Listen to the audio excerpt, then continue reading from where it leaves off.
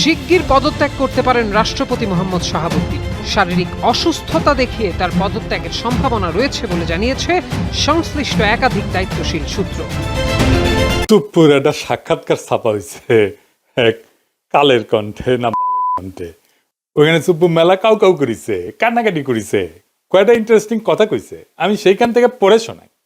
আমি নির্দ্বিধায় বলতে পারি ওই কঠিন সময়েও বিএনপির শীর্ষ নেতৃত্ব আমার পাশে ছিলেন। তারা তখনও সংবিধানের ধারাবাহিকতা অক্ষুণ্ণ রাখার বিষয়টি আমার কাছে স্পষ্ট ভাষায় ব্যক্ত করেছেন। বিশেষ করে বিএনপির চেয়ারম্যান তারেক রহমানকে ঘিরে আমার মনের মধ্যে অনেক কৌতূহল জমা ছিল, কিন্তু আমি পর্যায়ক্রমে বুঝতে পারলাম তিনি খুবই আন্তরিকতাপূর্ণ মানুষ। হি ওয়াজ সো কর্ডিয়াল। আমার দুঃসময়ে বিএনপির সহযোগিতা শতভাগ ছিল। চুপ্পু খুব পরিষ্কার করে বলছে যে বিএনপি তারে রক্ষা করছে। কোন চুপ্পুকে? সেই চুপ্পুকে যে তার নিজের পরিচয় নিজেই দিচ্ছে। শোনেন তার নিজের ক্রেডেনশিয়াল। আমি রাজনীতির এমন কোন অঙ্গন নাই যা আমি ছুঁয়ে যাই নাই। আমি বঙ্গবন্ধুর ছোঁয়া পেয়েছি। আমি আমার জীবদ্দশায় পরপর 6 বার বঙ্গবন্ধুর দেখা পেয়েছি। বঙ্গবন্ধু আমাকে নাম ধরে ডেকেছেন, এই চুপ্পু তুই এদিক আয়, এই চুপ্পু তুই মাঠে আয়। আমি বঙ্গবন্ধুর 6 দফার ভাষণ শুনেছি। আব্দুর রব বগা মিয়ার বাড়িতে আমি গিয়েছি, আমার প্রতিবেশী। ওখানে আমি দুপুরে ভাত খেয়েছি বঙ্গবন্ধুর সাথে। শুনিছেন কি বিশাল ক্রেডেনশিয়াল? মানে কার সাথে কই ভাত খেয়েছে সেটাও তার বড় যোগ্যতা। সোহরাওয়ার্দীর বডিগার্ড তারে কয়বার চুপ্পু কয়া ডাকছে সেটা তার বড় যোগ্যতা। তো এটি শেষ না, তারে কেন কাঁঠাল রানী পছন্দ করতো, কেন দয়া করতো, সেটা তার মুখ থেকে শুনেন। সে যে ছাত্রলীগ করতো সেটাও শুনেন। আমি যখন বঙ্গবন্ধুকে উপস্থাপন করেছি, স্বাধীনতার যুদ্ধকে উপস্থাপন করেছি আমার বক্তৃতায় জজদের সম্মুখে, তখন উনি আমাকে জিজ্ঞেস করেছিলেন, তুমি কি আপনি কি রাজনীতি করতেন? আমি বললাম, জি মাননীয় প্রধানমন্ত্রী, আমি ছাত্রলীগ করতাম। তখন তিনি একটি নাম উচ্চারণ করে আমাকে বলছিলেন, সে তোমার সিনিয়র? আমি তখন বললাম, মাননীয় প্রধানমন্ত্রী, সে আমার 10 বছরের জুনিয়র। উনি যাকে সিনিয়র লিডার মনে করতেন তারও আমি 10 বছরের সিনিয়র। এটা শুনে উনি অনেকটা আমার প্রতি তার দয়ার সাগর হাত বাড়িয়ে দিলেন। শুনেছেন? ফাইনালি তার মনে বড় দুষ্কু ছিল। সেটা জানেন তার দুষ্কু কি ছিল? আমার মনে বড় দুষ্কু, ও দুষ্কু আমার মনে রে। কি দুষ্কু চুপ্পু তোমার মনে? ওর মুখেই শুনেন। গত 3 মাস ধরে মাননীয় প্রধানমন্ত্রীকে সালাম করতে গেলে উনি আমার সালাম নিতেন না। তা আমি দেখতাম যে ওনার চরণের ধুলো আমি পাই না। আমার মিশ্র প্রতিক্রিয়া হচ্ছিল যে উনি কেন আমার সালাম নেন না, না থাক বলে। কিন্তু সেই সময় যে ওনার মনের মধ্যে রাষ্ট্রপতি হিসাবে আমার নাম গ্রথিত হয়ে গেছে, এবং সেজন্যই যে উনি আমার সালাম নেওয়াটা বিব্রতকর মনে করতেন, এটা তো পরে বুঝলাম। আগে তো বুঝতাম উনি আমার পর বিরক্ত। শুনেছেন তার দুষ্কু কেন কাঁঠাল রানী তারে পায়ের ধুলে নিতে দেয় না? এই কিসিমের একটা মানুষরা রাখার জন্য বিএনপির কি আকুলতা ব্যাকুলতা। আমি যখন কইতাম চুপ্পু ওয়াকার আর বিএনপি বরাবর হয়ে গেছে, তার প্রমাণ পাইলেন তো। চুপ্পুর কপালে যে দুষ্কু আছে এটা আমি কলে 2023 সালে ওই প্রেসিডেন্ট হওয়ার টাইমে কইছিলাম। শুনেন, হাসিনা নিজেও জানে সে নির্বাচনের সময় ক্ষমতায় থাকতেছে না, তাই তার একখান হিসু করে প্যান্ট না ভিজানো প্রেসিডেন্ট দরকার। সেজন্যই চুপ্পু। তাই চুপ্পু হইল প্রেসিডেন্ট কিছু আসে যায় না। এই চুপ্পু যতই অনুগত হোক, একটা ফেয়ার নির্বাচনের পরে নেক্সট সরকার প্রথম যে অধিবেশনে বসবে সেই অধিবেশনে যে বক্তৃতা দেবে না চুপ্পু, সেটার আইন অনুসারে বিজয়ী দল যেভাবে লিখে দেবে সেভাবে পড়তে চুপ্পু বাধ্য হবে। তারপরে কিন্তু বিজয়ী দল ইমপিচ করতে পারবে। চুপ্পুরে ইমপিচ করার মতো মেলা জিনিস আছে কিন্তু বিরোধী দলের হাতে। চুপ্পুর কপালে আগের দুঃখ আছে, হাসিনাও বুঝবে, আয়রে কি শখ কইরা আমি বানাইছিলাম প্রেসিডেন্ট, সে এখন আমার গালি দিতেছে সংসদে দাঁড়ায়। তা আজ দেখলাম খুব হাসতেছে চুপ্পু। হ্যাঁ, আইসা নাও পরে কান্দিবা, যত হাসি তত কান্না, কইয়া গেছে রামসন্না। শুনিছেন ঠিকই গুনে গুনে 3 বছর আগে কইছিলাম কলে মিলিল এবার। এখন দেখা যাক বিএনপি কি ড্রাফট করে দেয় তার বক্তৃতার। খেয়াল রাখেন বিএনপি কলে কর চেষ্টা করবে বক্তৃতা ড্রাফট সুপ্পু নিজে করিছে, আমরা কিছু কই নাই। নিজে ড্রাফট করে না, আইন অনুসারে প্রেসিডেন্ট। আগে জানায় রাখলাম জুলাই বিপ্লব নিয়ে কি বলে সুপ্পু, জুলাই সনদ নিয়ে কি বলে, হাসিনার ফ্যাসিবাদ নিয়ে কি বলে, গুম খুন নিয়ে কি বলে, হাসিনার বিচার নিয়ে কি বলে, এগুলো খেয়াল রাখবেন, কারণ ওইটা ড্রাফট করে দেবে বিএনপি নিজে। তারেক রহমান ওটা অ্যাপ্রুভ করবে। এটা মাথায় রাখেন সুপ্পু কি বলে সেটাই বিএনপির কথা। সুপ্পু এটা চোর, ঘুষখোর, অর্থ পাচারকারী, দাগী অপরাধী এবং মিথ্যাবাদী। জেনে বুঝে বলতেছি, ওই তো দুবাইয়ের রেসিডেন্ট, জানেন না? দুবাইয়ের রেসিডেন্ট কলে ওই বিচারক হিসেবে প্রথম কর্মজীবনে ছিল চরম ঘুষখোর এবং দুর্নীতিগ্রস্ত এক অমানুষ। টাকার বিনিময়ে রায় বিক্রি করত। তার দ্বিতীয় কর্মকর্তা হচ্ছে দুদকে যোগ দেওয়ার পরে দুর্নীতির মামলা এবং অভিযোগ ফয়সলা করত অর্থের বিনিময়ে, টাকা পয়সার বিনিময়ে। এ প্রসঙ্গে আবার পরে আসবো। আর তৃতীয় কর্মস্থল হচ্ছে এস আলমের দখলকৃত ইসলামী ব্যাংকের ভাইস চেয়ারম্যান ছিল। দেশের ব্যাংকিং সেক্টরে লুটপাটের শীর্ষ সহযোগী ছিল সে। খুনি হাসিনার ফ্যাসিস্ট দুঃশাসনের এই নরাধমের চতুর্থ অপরাধ কর্মের জায়গা হয়ে উঠছিল দেশের রাষ্ট্রপতির শাসন। তো এই যে মিথ্যাবাদী, এটা চরম মিথ্যাবাদী, এটা দেখাই দেবো। আজ দেখাই দিয়ে এই যে সাক্ষাৎকার দিচ্ছে না, কি কইছে দেখেন। এই যে দেশের বিভিন্ন জাতীয় গুরুত্বপূর্ণ দিবসগুলোতে রাষ্ট্রীয় ক্রোড়পত্র প্রকাশিত হয়, সেখানে রাষ্ট্রপতির ছবি ও বাণী দেওয়া বন্ধ করে দেয় অন্তর্বর্তী সরকার। ক্রোড়পত্র ঠিকই প্রকাশিত হয়, তাতে আমার বাণী দেয় না। আপনারা খোঁজ নিয়ে দেখেন গত 1.5 বছরে আমার কোনো বাণী গেছে কি না। আচ্ছা আপনারাই দেখেন, আপনারা দেখেন কত বড় মিথ্যাবাদী। গত বছর স্বাধীনতা দিবসে ওর বাণী দেখেছেন, এই যে বিজয় দিবস ক্রোড়পত্র ওর বাণী দেখেছেন। 5ই আগস্ট জুলাই অভ্যুত্থান দিবসেও তার বাণী ছাপা হয়েছে দেখেছেন। কেমন ডাহা মিথ্যা কথা বলে দেখেছেন। আচ্ছা এডিটর সাহেব, আমি কি সুপ্পুরে গালি দিতে পারবো?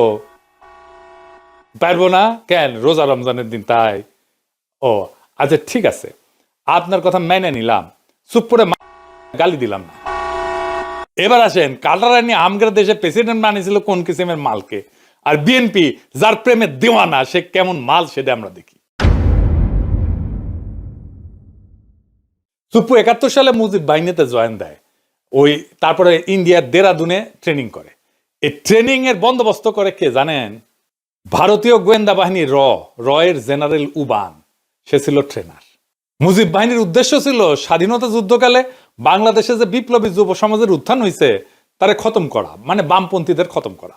এই উদ্দেশ্যে স্বাধীনতার পর রক্ষী বাহিনী গঠন করা হয় এবং তারা কিন্তু 30,000 যুবককে হত্যা করে সেই সময় মুজিবের আমলে, শহীদ বডিগার্ডের আমলে। এই রক্ষী বাহিনী তৈরি হয় মুজিব বাহিনীর সদস্যদের দিয়া, মানে সুপ্পুর ভাই ব্রাদারদের দিয়া। সেই রক্ষী বাহিনীকে জিয়াউর রহমান আর্মিতে আত্মীকৃত করে। সোহরাওয়ার্দী বডিগার্ড জয় বাংলা হয়ে যাওয়ার পরে জিয়ার আমলে যতগুলা মিলিটারি কু হয়েছে সেগুলোতে রক্ষী বাহিনী থেকে আসা লোকজন যুক্ত ছিল। জিয়া যে লাস্ট কুতে মারা যায় সেখানেও রক্ষী বাহিনী থেকে আসা অফিসার ছিল কিলিং স্কোয়াডে, যে জিয়াকে খুন করেছে। এটা খালেদা জিয়া ঠিকই বুঝেছিলেন। তাই তিনি কইছিলেন যে সাপকে বিশ্বাস করা যায় কিন্তু আওয়ামী লীগকে বিশ্বাস করা যায় না। যার মধ্যে আওয়ামী লীগের বিন্দু মাত্র জিনিস আছে, চিহ্ন আছে, তারে বিশ্বাস করা যায় না। শুনেন, সাপকেও বিশ্বাস করা যায় কিন্তু আওয়ামী লীগকে বিশ্বাস করা যায়। আওয়ামী লীগ নিজের স্বার্থের জন্য দেশটাকে পর্যন্ত বিক্রি করে দিয়ে ক্ষমতায় থাকতে চাইবে, লেনদেন করছির মতো তার হয়েছে। কাজে আওয়ামী লীগকে বিশ্বাস করেন না।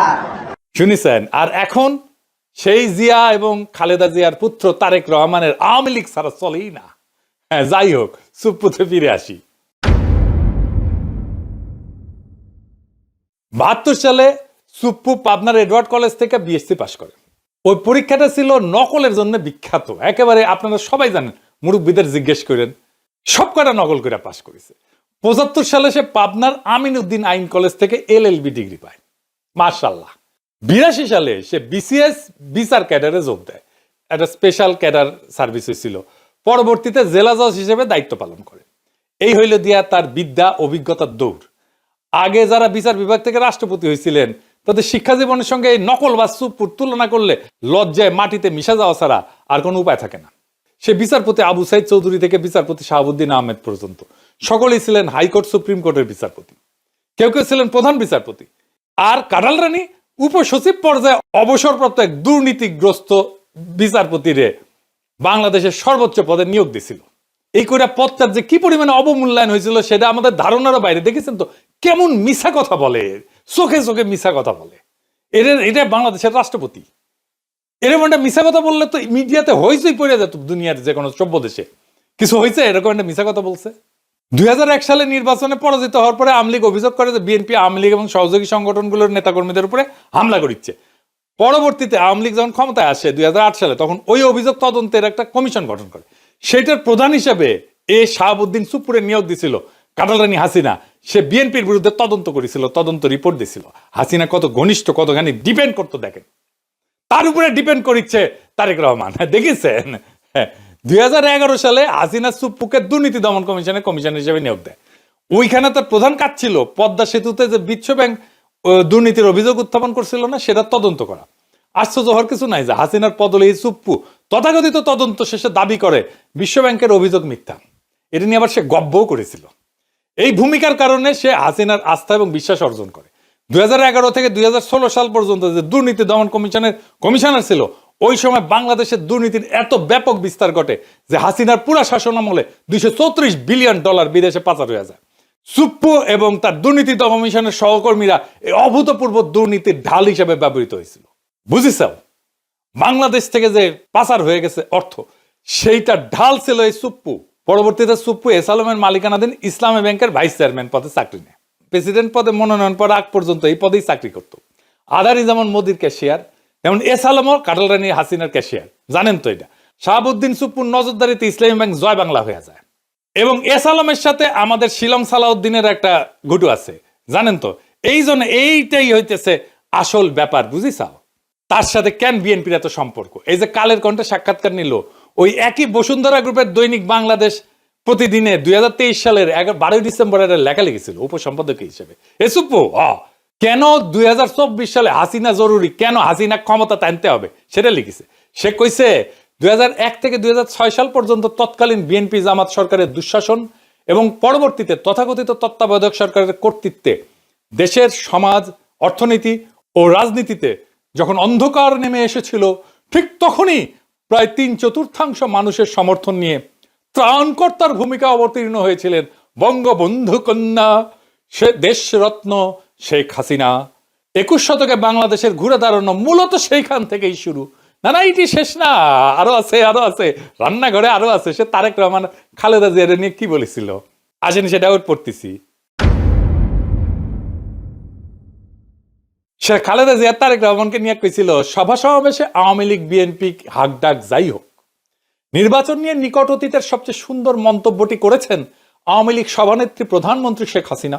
তার ভাষায়, দেশের মানুষ বিএনপির সময় কি পেয়েছে আর আওয়ামী লীগের সময় কি পেয়েছে সেটার তুলনা করতে হবে।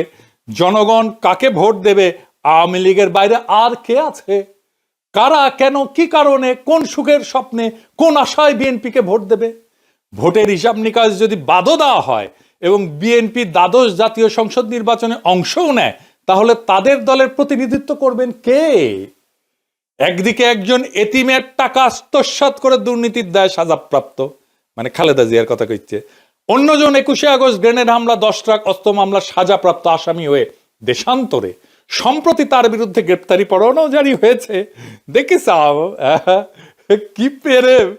তারেক রহমান তো প্রেমের দেওয়ানা সুপ্পুর, কিন্তু সুপ্পুর কেমন প্রেম সেটা দেখিস। বড় প্রেম তো কাছেও টানে না, দূরেও ঠেলিয়া দেয়। এই সুপ্পুরে নিয়ে প্রেম কেন বিএনপির এত? আমরা যখন সুপ্পুর অপসারণ চাইতেছি, সেই টাইমে তারেক রহমানের সাথে আমার একটা মিটিং হয় জুমে। আমি তারেক রহমানকে বলছিলাম যে সরাসরি আপনারা তো সুপ্পুকে ডিফেন্ড করতেছেন, কেন করতেছেন? তো উনি বলছিলেন, দেখেন দাদা, উনি আমাদের দাদা বলেই ডাকতেন, আপনি যেমন দেশে ফিরতে চান, আমিও ফিরতে চাই, আমার মেয়েটাও দেশে ফিরতে চায়, ও ছোটবেলায় চলে আসছে। প্রেসিডেন্ট অপসারিত হলে আমার সেই দেশে ফেরাটা ঝুঁকিতে পড়বে। আমি অন রেকর্ড বলতেছি, এই কথাই উনি আমাকে বলছিলেন। আমি বললাম যে আমি তো বুঝলাম না, আমি ওনারে ভাইয়া বলি, আমি তো বুঝলাম না, মানে আপনার কেন দেশে আছে ঝুঁকিতে পড়বে? তাই আবারও জিজ্ঞেস করলাম যে আমি যখন বুঝলাম না দেশে ফেরাটা কেন ঝুঁকিতে পড়বে, উনি বললেন যে বিস্তারিত বলবো না দাদা, কিন্তু আমি কনভিন্স যে এটাতে সমস্যা হবে। তো সমস্যাটা কি? সমস্যা হচ্ছে যে দেশ বদলায় যাইতেছিল, দেশটাকে আগের অবস্থায় ফিরে নিতে হবে। সেই আগের বন্দোবস্তে, দেশ সেই আগের বন্দোবস্তে ফিরে যাইতেছে। আওয়ামী লীগের অফিস খুলতেছে, ইনকিলাব আজাদি, এই সমস্ত শব্দ নিয়ে বিএনপির নেতা মধ্যে চুলকানি শুরু হয়েছে। ফুন্দের আলো দিল্লিস্টার আবার আগের চেয়ারে ফিরে আসিছে, এমনকি তারা লেখা ছাপাইতেছে ইনকিলাব আজাদি কেন আমাদের বলা উচিত না, এই নিয়ে যে ইনকিলাব জিন্দাবাদ স্লোগান বিএনপি নিজে দিছে, সে বিএনপি এখন সেটারে ডিজোন করতেছে। দেখিছে 4 আগস্ট সে ইনকিলাব জিন্দাবাদ স্লোগান দিয়া ফেসবুকে পোস্ট দেয়, আর এখন তার ইনকিলাবে চুলকানি হয়, রক্তক্ষরণ হয় নাকি? কোনটি থেকে রক্তক্ষরণ হয়? এত কিছু হইতেছে, আওয়ামী লীগের সাথে বিএনপির যোগাযোগের মাধ্যমকে সুপ্পুই ছিল মিডিয়াম অফ কমিউনিকেশন। সেই বাংলাদেশি ইন্ডিয়ান এস্টাবলিশমেন্টের সবচেয়ে বিশ্বস্ত লোক, তাই তাকে দরকার ছিল বিএনপির। বাংলাদেশে মুজিব বাহিনী হইতেছে ইন্ডিয়ার সবচেয়ে বড় স্ট্র্যাটেজিক অ্যাসেট। সুপ্পু মুজিব বাহিনীর সদস্য হিসেবে ইন্ডিয়ার সবচেয়ে বড় স্ট্র্যাটেজিক অ্যাসেট, এবং তার মাধ্যমে এই সমস্ত ঘুটু হয়েছে। কারণ একটাই, সেই পুরনো বন্দোবস্ত, পুরনো লুটপাটের জামানা আবার ফিরে আসতেছে। ওটা ফিরে আনাটাই ছিল আসলে বাংলার লুথার কিং এর প্ল্যান। এই কথাটা খুব স্পষ্টভাবে হাদি বলছিল। প্রফেসর ইউনূসের সরকার আর বিএনপি কেমনে জুলাইয়ের সাথে গাদ্দারির রাস্তা তৈরি করছিল শোনেন। আমি আপনাদেরকে বলে রাখি, যদি আওয়ামী লীগ কোনোদিন এই গণহত্যাকারীরা দেশে ফিরে আসতে চায় বা আসার কোনো অবস্থাও তৈরি হয়, তার দুইটা দায় সমানকে, দুইজনকে নিতে হবে।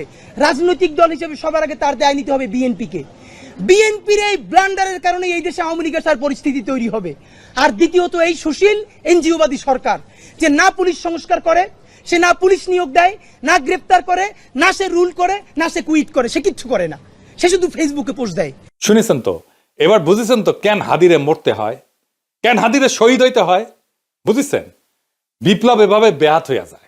এখন প্রশ্ন করতে পারেন, আমরা কি এতদিন মিসাইল লড়াই করলাম? এত ছাত্র জনতা কি হুদাই জীবন দিল, রক্ত দিল?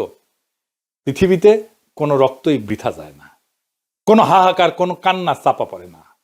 মজলুমের আর্তনাদ কোনোদিন বাতাসে মিশে যায় না, মজলুমের আর্তনাদ কোনোদিন পাথরের নিচে চাপা পড়ে থাকে না। 24-এর বর্ষা বিপ্লব একটা পুরা জেনারেশনকে পাল্টাই দিছে, তার মন মানসিকতা, তার চেতনাকে পাল্টাই দিছে। এই বদলটা বাংলাদেশের চেতনা থেকে কোনোদিন মুছে যাবে না। জুলাইয়ের সাথে গাদ্দারি করে বাংলাদেশে কেউ ক্ষমতায় থাকতে পারবে না, বিএনপিও না। কারণ জুলাই জিন্দা আছে, বিপ্লব জিন্দা আছে, শহীদেরা জিন্দা আছে। জুলাইয়ের সাথে গাদ্দারি করলে আবারও রাস্তায় নেমে আসবে আরো একবার সেই রুহানি প্লাবন, বাতিল রে ভাষায় নিয়ে যাবে আরো একবার।